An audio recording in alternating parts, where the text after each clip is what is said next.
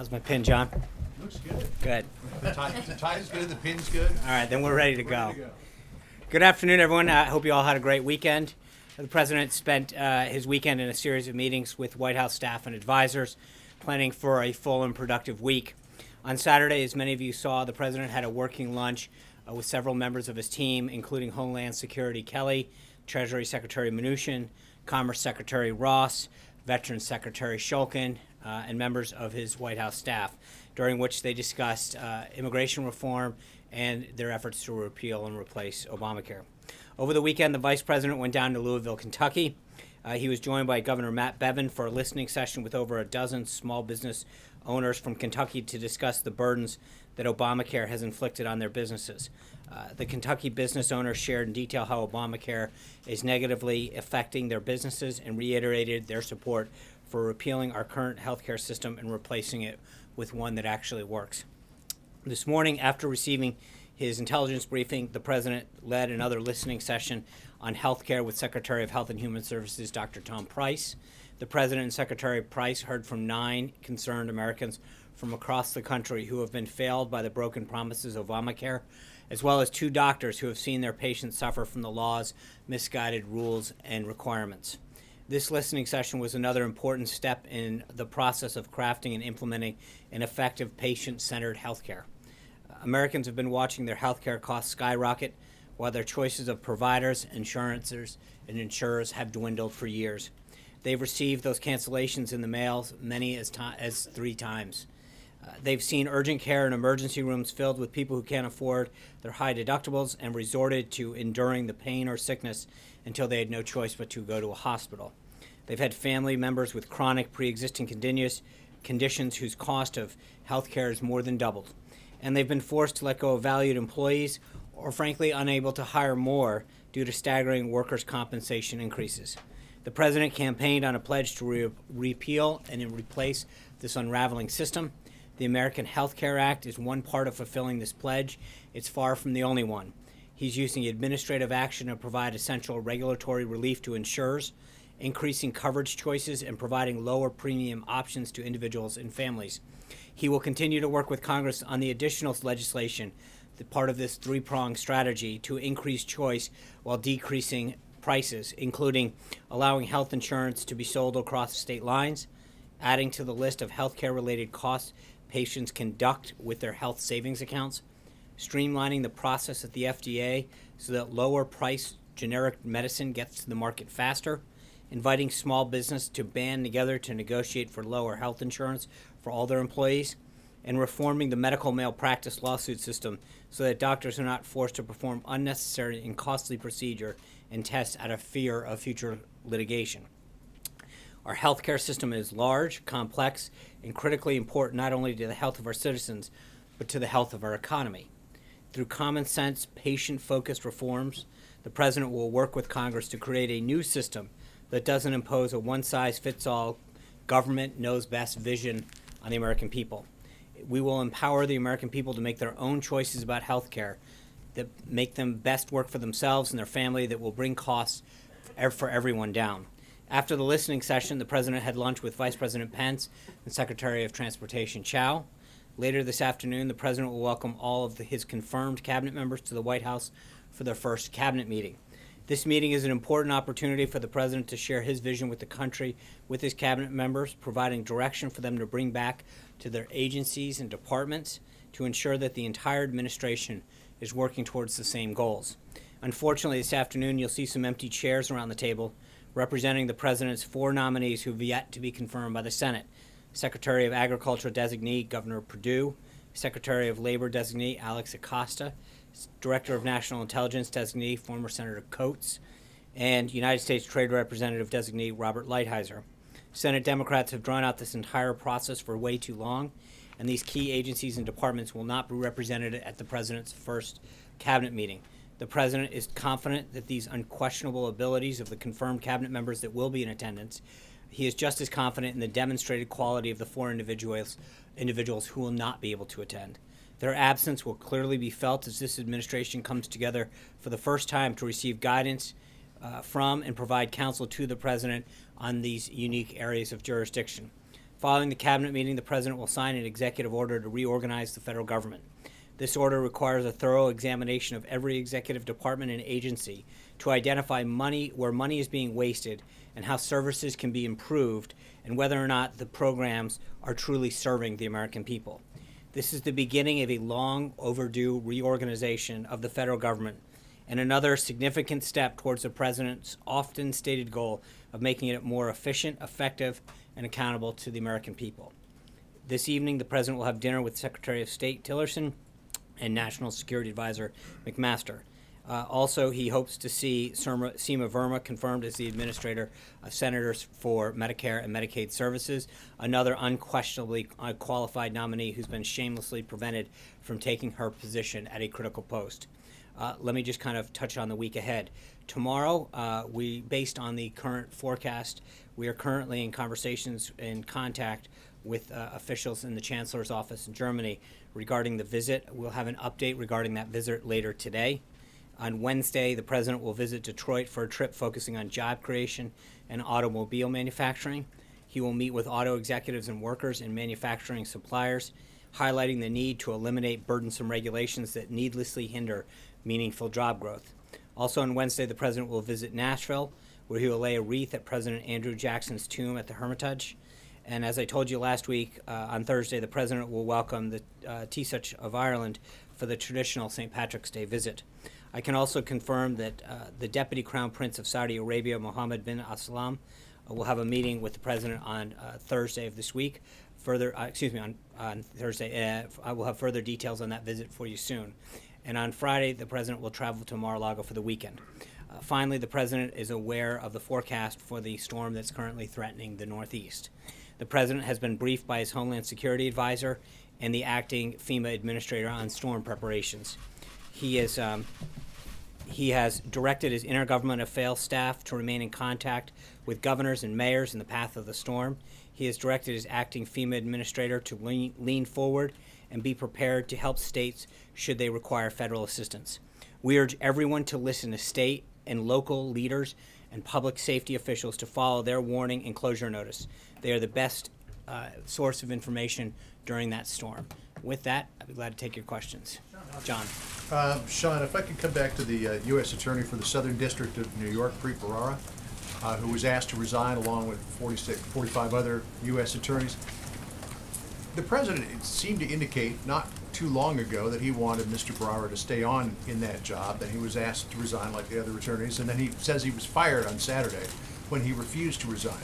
Did the president change his mind about keeping him on, or was it only supposed to be for a finite period of time? Can you just fill us in? I'm going to refer you to the there? Department of Justice on that. I mean, this is a standard operating procedure for a new administration around this time to ask for the resignation of all the U.S. attorneys. We had most of them, or a good chunk of them, had already submitted their resignation letter.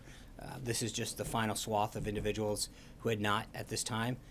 But this is common practice of most administrations. I understand that this happened at the DOJ and the request was from the DOJ, but there seems to be a White House connection vis-a-vis the fact that the president had actually asked him to stay on, and then the president apparently called him a couple of days before he was allegedly fired. Can you tell us what that was all about? And did the president change his mind? No, the president was calling to thank him for his service.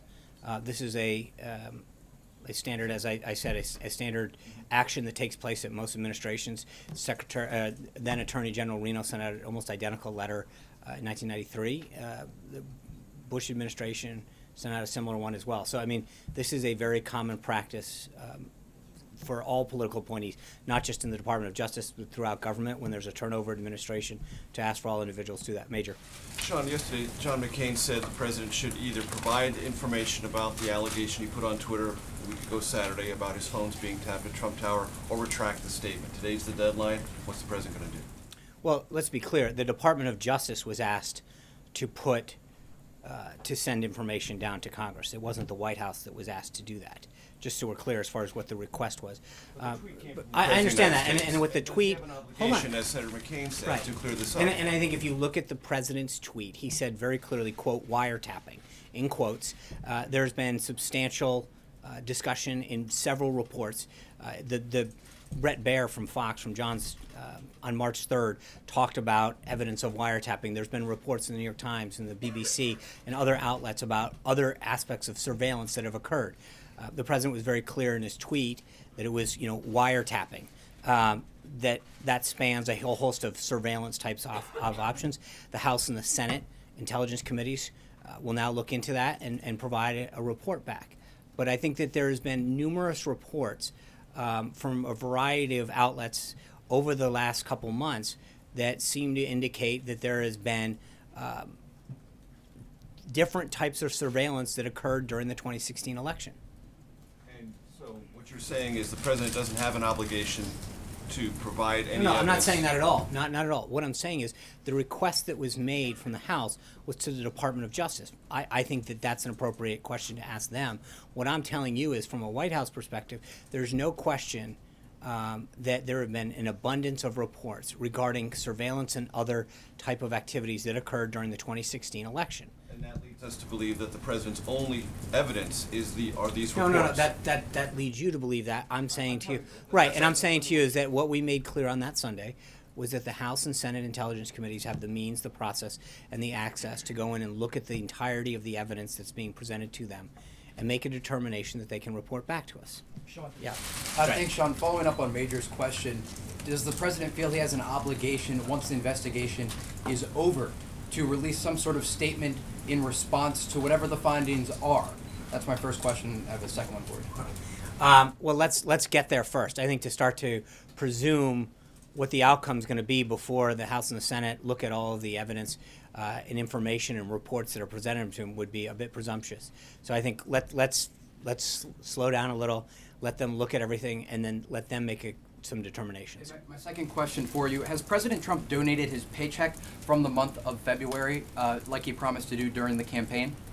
The president's intention right now is to donate his salary at the end of the year, and he has kindly asked that you all help determine where that goes. The way that we can avoid scrutiny is to let the press corps determine where it should go.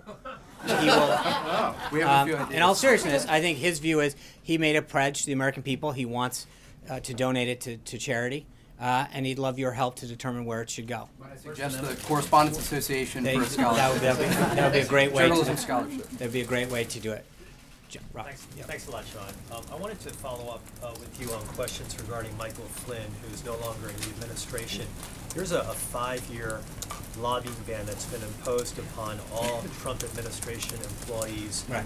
Does that also apply to Michael Flynn? Would he not be permitted to lobby now for 5 years because of the agreement that he signed when he became the National Security Advisor? That would be correct. I'd have to check and actually figure out when he signed or if he signed the form. But yes, all administration officials who come in are required to sign that ethics pledge, banning them from lobbying for 5 years, and then a lifetime ban on lobbying on behalf of any foreign government. And then related to that, what are the repercussions if an employee of this administration lobbies within 5 years? Where's the teeth? What's the penalty? What's the punishment that would be imposed on that particular Trump administration employee? I'd have to get back to you, John. I don't know whether that's a Department of Justice aspect or not, but I will get back. Yeah. Yeah, I was wondering, did the president ask Pete Ferraro to stay on during their conversation during the transition or not? I was not privy to that conversation. Again, I'm not really sure how it's relevant. At the end of the day, the Department of Justice asked all remaining 46 that at this time that they asked for all of them to submit their letters of resignation based on the same kind of precedent that was set during both the Clinton and then the Bush administrations in terms of the timeline and the format. Jessica. I just wanted to ask about the reports about President Xi Jinping visiting Mar-a-Lago April 6th and 7th. Can you confirm that visit and talk about what you want to accomplish with that type of less formal visit? And secondly, with respect to that visit, you still don't have a confirmed ambassador. You don't have an assistant secretary of state for East Asia affairs. How does that affect your planning and ability to really properly brief the president and make sure he has a strong position? So planning is ongoing for a visit between President Trump and President Xi at a date to be determined. We're not ready to confirm that, and we will have more details. It's the purpose of this meeting, of that kind of a meeting, to help diffuse tensions over North Korea and the recent deployment of the THAAD military battery to South Korea, any meeting between the President of the United States and the People's Republic of China would necessarily cover a broad range of topics of mutual concern. Secretary Tillerson is traveling to the region now. So I think as we go forward, we will have additional details on both the timing and the location of that when you go The forward. implication that you're saying Tillerson is traveling, that he's setting up the visit, Sean? I'm sorry? Is the implication of you talking about Tillerson's visit that he's going to be laying the Well, I groundwork just think, for I the mean, he's dates? in the region. I'm sure that in his visit to Japan, South Korea, and then China, that preparations will come up as well as areas of mutual concern. Yep. John, there's been a rash of. You just jumped Me in. or not? What's that? Is it me? Sure. okay, go, Let's go. go one All at a right, time. fine. There's been a rash of attacks on LGBT community centers throughout the nation. Over Yeah. the weekend, the community center here in D.C., Casa Ruby, was attacked and a transgender staffer was assaulted. And this follows similar attacks that have taken place in recent days in Orlando, Florida, New Jersey, and Oklahoma. This is not unlike the anti-Semitism that the president has already denounced. Will the president also denounce these attacks? Sure. I mean, I think one of the points that we've made in previous statements on this is that this is not the way that we as Americans solve our differences. We don't attack each other. We don't engage in this kind of behavior. I think we have a First Amendment that allows us to express ourselves, and that's the appropriate way. But doing it where you're threatening violence or destruction or vandalism is inappropriate in all of its forms. Connected, though, to the withdrawal of the transgender guidance, do you think? It's what? Is it all connected? I don't believe there is any connection between. I think that would be a stretch to say the least. Yes, ma'am. Thanks for taking my question. I wanted to ask about North Korea. You mentioned North Korea. Can you tell us a little bit about the review of North Korea right now, and what direction do you think the administration is going in terms of the relationship, trying to manage the threat from North Korea? Well, as I mentioned, Secretary Tillerson's headed to the region. He'll meet with his counterparts in South Korea, Japan, and then ultimately in Beijing. That's obviously going to be a major subject. And as I mentioned, when we ultimately meet with President Xi and others, that'll be a discussion of something that he's talked about prior to the resignation of the last South Korean president, was something that had been part of an ongoing discussion. So there's an internal review that we continue to have. But then there's obviously a geopolitical conversation that we're having with partners in the region as we look to contain North Korea's military threat. Yeah. Thank you, Sean. Scott, can you confirm that any cooperation with Russia with regard to Syria is off the table? And if not, is it fair to say that the forthcoming anti-ISIS plan does include some sort of cooperation with Russia? Well, I'm not going to get into what the plan. I mean, the plan's not done yet. As I mentioned a couple days ago, Secretary Mattis was briefing the principals, and that plan is continuing to evolve. So I'm not going to start to rule out one country, but I think the president has been very clear in the past that if a country shares our commitment to defeating ISIS and we can work to them in an area of shared mutual concern, then we will do so. Second question. The Kremlin spokesperson said that Russian President Putin and President Trump will meet at the G20. Can you confirm that? And would the White House rule out a possibility of a meeting before that? I will follow up on that. I don't have a date. I know that the team is working very actively with respect to bilateral meetings at the G20. I don't have anything for you on that, Roberta. Director Mulvaney said yesterday that he felt the Obama administration had been manipulating the unemployment rate. I'm wondering if that's a view that the president shares, and what evidence is there of that? Yeah, I think he was clearly referring to Obamacare with the number of people, but I would refer you back to him and his comments with respect to how he characterized that. I think he can discuss the precise nature of what he meant on that. Does the president feel that the Obama administration had been manipulating I the know. unemployment I think rate? you know what the president's view is. He's made it very clear in the past what his comments were on how those numbers were articulated in the past. And I think there's a question between the total number of people that are employed. And the president's comments in the past have reflected that his big concern was getting to the bottom of how many people are working in this country, and that the denominator, meaning the percentage rate of the total number of people is not the most accurate reflection of how many people are employed in this country, how many jobs we're creating, how many people are getting back to work, how many companies are committing to hiring more people is a much more accurate assessment of where we're headed as a country, where our employment is, where our economy is headed. But to look at a number and say we have 4.7 or 4.8 or 5.9% unemployment is not necessarily an accurate reflection of how many people are actually working, seeking work, or want to work. And if you know how they conduct those surveys, there's a lot of times when people, whether they're older or younger, or because of how long they've been searching for work, are not considered statistically viable anymore, and they're washed away. So I think how you look at the percentage of people working can sometimes be a manipulated number. The number of people that are added to the rolls every month, is a much more accurate understanding of what's happening in the economy. Cecilia. I just want to clarify your answer to Major's question. So will the DOJ and or the administration comply with the deadline to supply information Well, today? remember, it's the DOJ. I mean, again, it's not the request was made of the DOJ, and so it's the proper venue to ask that question of is the Department of Justice. But surely the White House knows whether We there can't is do- or is not No, evidence don't, you yet. can't, because it's interesting, in the past, whenever we've had these conversations with another agency, the accusation from the press corps is that we're interfering in something. So you can't have it both ways. You can't say that we're interfering with someone when we talk to them. When we don't talk to them, it's surely you must know. So in this major, hold on, hey, major, Cecilia's asking a question. This is So to follow please, up on his I point. understand This it. is I coming saw from the the president, TikTok. so- I understand it. That doesn't mean you get to jump in. Cecilia. To follow up on Major's point, though, this is a tweet from the president. Doesn't the president have an obligation And he to does, and I prove think that the we've ev- made to it make very the evidence clear? right, When and he- we've made it very clear that we expect the House and the Senate Intelligence Committees to do their job. I think there's a preponderance of reports that continues to come out about surveillance and actions that occurred during the 2016 election.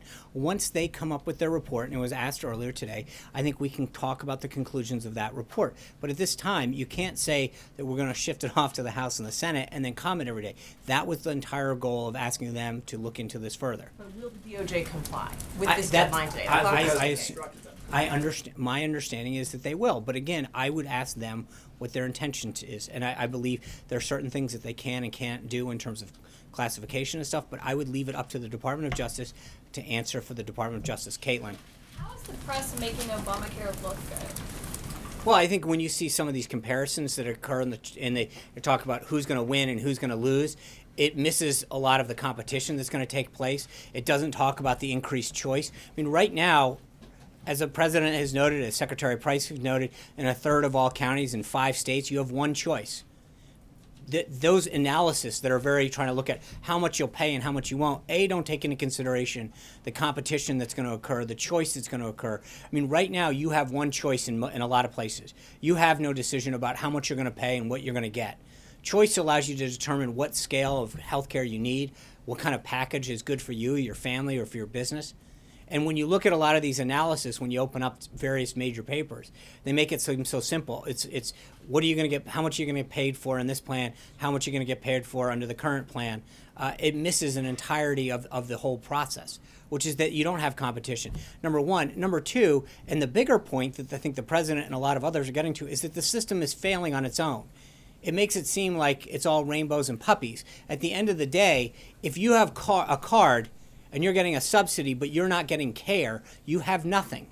And so walking into a doctor's office where you can hand them a card and say, hey, I've got a $5,000 tax subsidy, if that doctor doesn't take the care or the deductible's so high, then you really don't have anything. And so to do an apples and apples comparison is hardly an accurate analysis of what the current situation is. Zeke. Just going back to the counter ISIS plan you mentioned earlier, that the plan isn't done yet. The president, during the campaign, said multiple times that within 30 days he wanted that plan presented to him. Obviously, it's undergoing comments at the National Security Council principals level. But is the president upset that he hasn't received it yet? And does that point to a difference between campaigning and governing, that things take longer than No, I think that there's a difference. The plan has been received, right? The issue, as you correctly point out in your question, is that now there becomes an aspect of the principals all discussing different priorities, different staffing levels, different funding levels. But the plan is here, as we noted a few weeks ago. It's being reviewed, and there's providing input from different members of the principals and different members of this national security apparatus to make sure that the plan continues to evolve and is able to attack ISIS in a way that When is it actually going to take effect? Well, I mean, some pieces of it are, in the sense of he has talked to commanders on the ground. We've noted before some of the military action that's taken, some of the authority that's been given to some of the commanders on the ground. That is actually taking the fight to ISIS on a daily basis. I think the more holistic approach that he asked for will continue to evolve through the national security process. But make no mistake, we're on it right now. Sharon. Thanks, Sean. On the executive order this afternoon, do you have a numeric goal for either reducing the size of government or saving a certain amount of money through the review of agencies? I don't know that Director Mulvaney has a target per se. I think that's part of the issue, is that you go through each one of these and you evaluate them on the merit of what they do or don't do, or whether or not they become bloated or duplicative, or frankly just outdated, or in need of technological advances. But there is a lot of there's no set number that we're driving down to as we review government. Sometimes you just walk into an agency and you realize that agency's mission is no longer relevant, or that it's duplicative in 3 other agencies, or that there are too many people performing a function that no longer exists for a variety of reasons. But that's why the mission is critical, that Director Mulvaney was given the mandate to go out and get all of these different agencies and departments to review themselves and to provide feedback for him as to where we could go. Gabby. Thanks, Sean. You had said previously that the Republican healthcare plan wouldn't be a one-size-fits-all approach, but the current plan preserves Obamacare's health benefits requirements, which literally defines insurance at the federal level. So how do you reconcile those two things? I mean, what's missing right now is choice. That's the number one issue. We tried to solve a problem, when I say we, the government, with respect to Obamacare back in 2008, 2009. And the issue is that in order to solve a problem for several million people being without health care insurance, we upended the system for everybody. So if you had employer-based health care, if you had TRICARE, Medicare, Medicaid, and it was exactly the opposite approach. We went in to solve a problem that a small fraction of Americans had, and we upended the entire system, forcing premiums to go up and choice to go down for everybody. And I think that when you can institute choice and competition back in the system, that's something that's going to benefit everybody, and that's exactly the opposite of what's happening. Would phase 2 or 3 of this eliminate those requirements?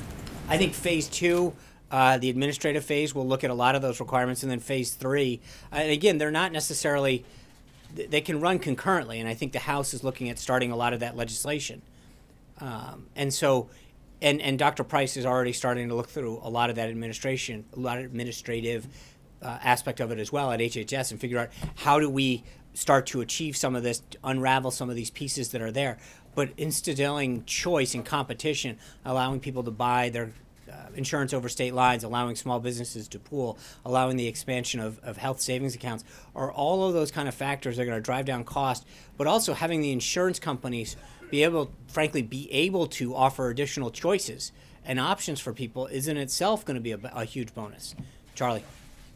A lot of conservatives are complaining that, or suggesting that the president doesn't fully back the Paul Ryan healthcare plan. Has the president spoken with Paul Ryan about the plan, and have they had any conversations about its future in Congress? They have spoken, yes. I don't know when the last time they have, but the president's fully committed to this plan. I think you saw Secretary Price and Director Mulvaney out discussing that this weekend. They're committed to the plan. And look, I mean, Director Mulvaney made it very clear this weekend as well that if through the process we can find some ideas that make this a stronger, more patient-centric piece of legislation that will ultimately benefit Americans, then we're going to do it. That is not, we're not saying this is the only way forward. As it works its way through the House and then ultimately through the Senate, if there are ways that we can enhance the bill through the legislative process, we're willing to do that. Peter. Would you like to know? Okay, thank you. The President spoke to the Chancellor of Germany. They agreed, due to the current weather, that the meeting should be postponed. The meeting has been rescheduled to March 17th, this Friday. Same schedule of events on March 17th. I'll ask my question if I can very quickly then. Thank you for your assistance with the... That's news.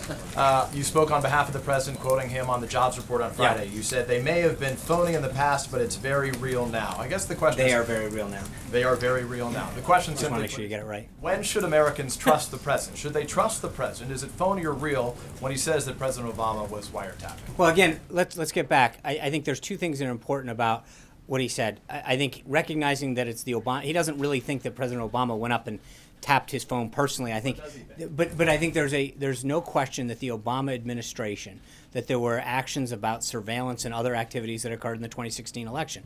That is a widely reported activity that occurred back then. The president used the word wiretap in quotes to mean broadly surveillance and other activities during that. And that is, again, something, it is interesting how many news outlets reported that this activity was taking place during the 2016 election cycle, and now are wondering where the proof is. It is many of the same outlets in this room that talked about the activities that were going on back then. So on the same topic, on the CBO report, did the president think it was real then and is phony now?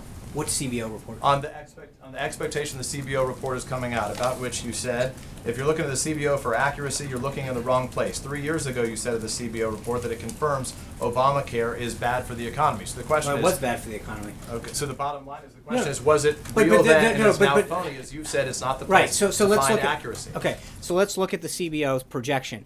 It said their projection on Obamacare was that in 2016 would have 24 million people on it. The actual figure is 10.4 million people, less the half the number of people that it predicted would be insured were on it, and it's declining. So the only point, Peter, is to make sure that people understand, if you're looking to get a bullseye accurate prediction as to where it's going, the CBO was off by more than half last time.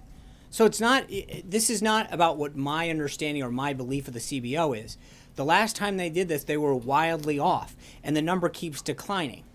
And so the question that needs to get asked right now, or frankly the awareness that needs to be brought up right now, is that if you're going to look at a number tonight, I think you have to look through the scope of whether or not that number is. Now, it was bad for the economy. That was right.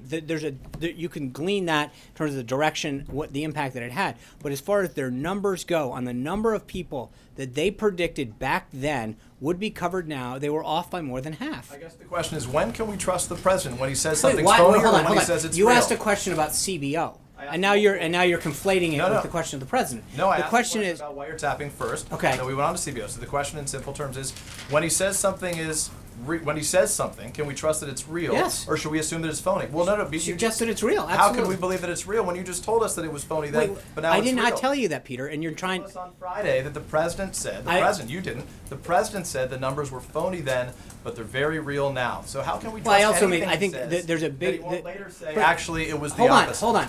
I think the difference is the president was talking then and now about job creation, the number of jobs. The issue that he brought up in the quote that you're talking about was the percentage of people who are unemployed. And there is no question that no matter how you look at this, whether you talk about 4.7 or 4.8 or whatever the number is, that number fluctuates by how people calculate who's in the workforce. Okay, Peter, let me answer the question. You're not. Let me answer it. The bottom line is the percentage of people who are unemployed varies widely by who you're asking and the way you do the analysis of who's actually in the workforce. The number of people who are working and receiving a paycheck is a number that we can look at. Secondly, when you're asking about the validity of the CBO report, again, I refer you to the CBO itself. The number that they issued that would be insured in 2016 was 26 million people. The actual number is 24 million. The actual number is 10.4. That's not a question of our credibility. It's a question of theirs. Do you have anything more? The bottom line is, the question that you still have not answered is, can you say affirmatively that whenever the president says something, we can trust it to be real? If he's not joking, of course. I mean, but in that case, hold on. But no, you're asking. Hold on. Start over again with joking. Okay, no. But your point is, if he's, every time that he speaks authoritatively, he's speaking as president of the United States. Like it's more than 3 million Americans voted illegally. Was yes, that, and was he still speaking, believes was he that. joking, or does he believe it? He does believe it. Thank you, Julie. I have a healthcare question, but first, can we just get an answer one way or the other about whether the president directed the Department of Justice to respond to this? No, he did not. So, does he plan to? Answer the question. Okay, so on healthcare, Secretary Price said on Sunday that nobody will be worse off financially and more people will be covered than are currently with the plan that you guys are pushing. Paul Ryan acknowledged that people are going to lose coverage. So what is the goal here? You just said you're open to modifications to the plan if you find that there's a better way to do it. Is the goal that people not lose coverage, or is the goal that... Well, again, there's a false argument there, which is that they have coverage. People have cards. They've been told they have things, but they can't. They keep walking in. The president met with 9 individuals this morning that you're told they're going to get coverage for something. They are told that they're going to have all of these subsidies. They walk in and they don't get covered. They don't have the care that they need. There's a difference between walking around with someone and saying, hey, I've got a card, than I have care. And that's a big, big difference. Right now, when you have a third of the counties in this country that have one choice and going down, and number of insurers leaving markets, then the system is collapsing. So the question that has to be to everybody who's not with us on this is, what is your alternative? Because right now, the current system of Obamacare is failing every American who has Obamacare. And frankly, for those who don't have Obamacare, for those who have employer-based insurance, for those who have, TRICARE, Medicare, it's driving up the costs. And in the cases, especially for those who have Medicaid, Medicare, or TRICARE, they're going into doctors' offices more and more who are telling them, we don't accept that. Quality and about cost. I'm asking about coverage. But that's the point, is that you're missing the point. If you keep talking about coverage, care is what matters. If you can't walk in and get seen, if you can't get a doctor to see you, then you don't have coverage. I mean, that's what this is all about. Being told you have coverage, but you can't go see a doctor or you can't afford to see a doctor is not coverage. John Gizzi. Thank you, Sean. I have 2 questions. First, Democratic leader Pelosi said on Friday that every single Democrat would vote against the American Health Care Plan, the plan backed by Republican members of Congress and the administration. The Freedom Caucus in the House has come out for Senator Paul's plan. When one simply does the arithmetic of Democratic members and Freedom Caucus members, that's a majority against the plan. How does the administration plan to overcome the arithmetic? Well, we're going to continue to work with members of the House and then eventually the Senate. I feel very good as the president continues to engage with members that we will have the votes necessary. I think Speaker Ryan agrees with that as well. We're going to have the votes, the single pass, and it'll move on to the Senate. The other question is this. In recent weeks, there's been considerable attention on the upcoming elections in the Netherlands on Wednesday and in France in a few weeks. Candidates Geert Wilders of the Netherlands was here for the CPAC conference. Representatives of Marine Le Pen of France were here. Many analogies were made between these candidates and President Trump, and they offered words of praise for him or did so through their representatives. Is he aware of these candidates in Europe who invoke his name and image? And if so, what does he think of these would-be Trumps and Trumpettes? I don't know the answer to that. I think most of these will allow sovereign nations to have their own elections without interference from us. Alexis. Sean, can I follow up on Sure. Peter and Julie's questions? Two issues again. Whether the president and Director Mulvaney put a lot of faith in the Congressional Budget Office, members of the Senate will when if they get legislation from the House.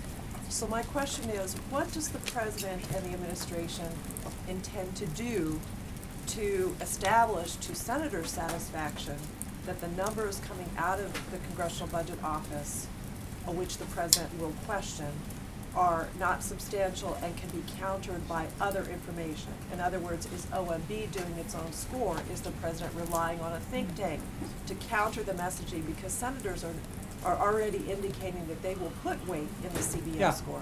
And again, I think this is part of an ongoing discussion with members as far as philosophical, what do they believe in a lot of these aspects. Is this plan in keeping with what they have supported in the past? Obviously, they're going to look at the score. I get it. That's part of it. And there are pieces of it that they may, historically have more weight in than others. But I think this is going to be, as I mentioned to John, I mean, it's an ongoing conversation with members of the House and ultimately the Senate with respect to whatever comes out. But in the same way that members relied on the score last time, they were way off. And I think that we have to remind them that, if this is what you're basing your vote on, you have to look at, the historical context in which that information was provided. I think that's an important, aspect to how they do it. But I think there's going to be a ton of factors that people rely on as they do this. Yeah. Can I follow? Yeah, I have of one course. follow-up. I may be confused about the wiretapping, your answers in terms of the president's response. The president was the one who tweeted this, right, and said that he had learned something. So can you just establish for me, because I'm confused, the president did discuss what it is that he had in mind when he tweeted with the Department of Justice before the department responded? I'm not gonna get into what the president knew or didn't know prior to it. I think we've already commented on this multiple times. How would the Department of Justice have any idea? I don't what know. was- This was a request made of the House Intelligence Committee, not to us. So I don't want to get into starting to parse what we knew or what we didn't. That request did not come to us. It went to the Department of Justice. Yeah. Thanks, Sean. Congressman Steve King is catching some flack for a tweet he put up saying that we can't restore civilization with somebody else's babies. Does the White House have any reactions to that? I will definitely touch base with the president on that and get back to you on that. Hallie. Sean, two for you. I just want to go back to something you just said a minute ago that, what the president meant when he tweeted about the wiretapping was, and you sort of explained it. But you've also stood at that podium and said the tweet speaks for itself. When do you decide when a president's tweets, when his words are open to interpretation, and when those words stand on their own? I'm sorry, can you further explain what you're at? I mean, his tweets do speak for themselves. So, Okay, but you just sort of interpreted it for Peter, saying, well, he didn't mean that President Obama No, had that- it. When he that's said not what I wiretapping, said. he No, meant- no, actually- You said you said when he meant wiretapping, Right. he said it, he meant surveillance. no, laws. because That's he not what literally said. had it in quotes. So you're interpreting the tweet for us, it sounds like. No, in some cases I'll ask him what did the quotes mean, and he'll say, I did. What did he say? He said they were in quotes. It was referring to surveillance overall. It's something that had been referred to in other reports. So he cited other reports in his conversation with you? He did, yes. So is that what he was basing that tweet on? Was other I'm news not, reports? as I just mentioned, it was a good try, but I've already been clear on that. Yeah, yeah. Just this- Hold on, Actually, I just have a go ahead, second Sally. topic for you, Sean. I want to go back to this healthcare idea. Just yes or no, are CBO numbers legitimate or not? That's not my determination to make. I'm telling, as I mentioned, it Those depends. numbers are legitimate. Hallie, it depends. There are a lot of things that hold on, Hallie, you guys have like an NBC thing. Let me answer the question. I think when you look at whatever that number is, whether it's budget projections or whatever, I think there's a track record that goes along a lot of times with whether or not the projections in certain areas, whether it's unemployment, budgetary numbers, whatever, are what the track record is. All I'm suggesting to you is very clearly that the numbers that they did the last time they did healthcare were off by more than 50% when it came to the number of people insured. That's not my interpretation. That's a fact. And I think it's important for people to understand the differences. Amen. Preet Bharara, I guess there are two possibilities here. One is that the president made a commitment to keep him on back in November, and the other one is that he didn't. Preet Bharara came down to the lobby of Trump Tower and said that the president had made that commitment. Did the president, in fact, make that commitment to Preet Bharara? I don't think it really matters. At the end of the day, the Attorney General followed the practice that existed for the last several administrations and asked every Attorney General from the last administration to submit their resignation.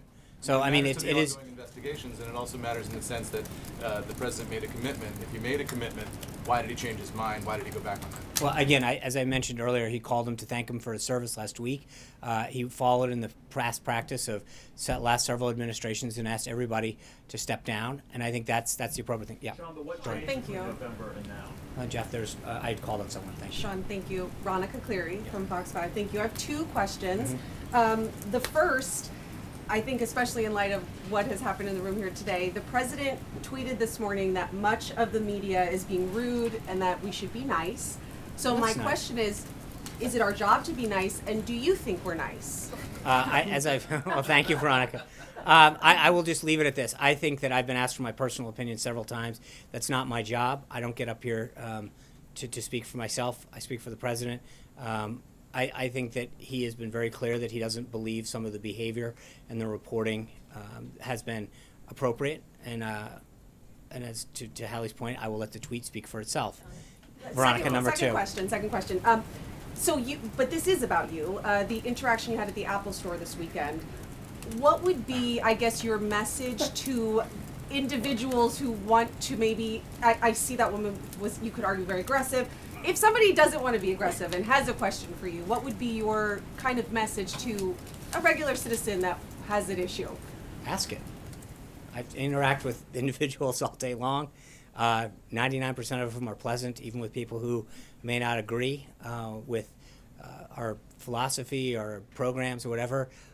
But it's a free country, and the beauty of it is that people can act how they want, no matter how that's interpreted, and as long as they stay on the right side of the First Amendment, we're good. Francesca.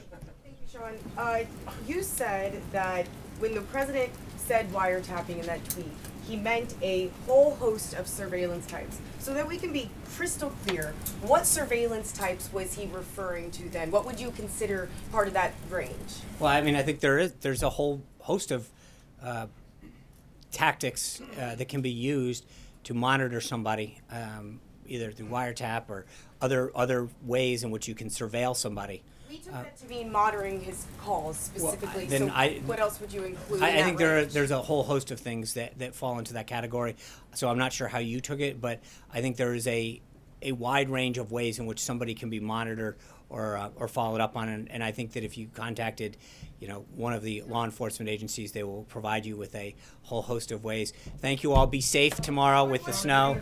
Thank you very much. Take care. Stay safe. Are you briefing tomorrow?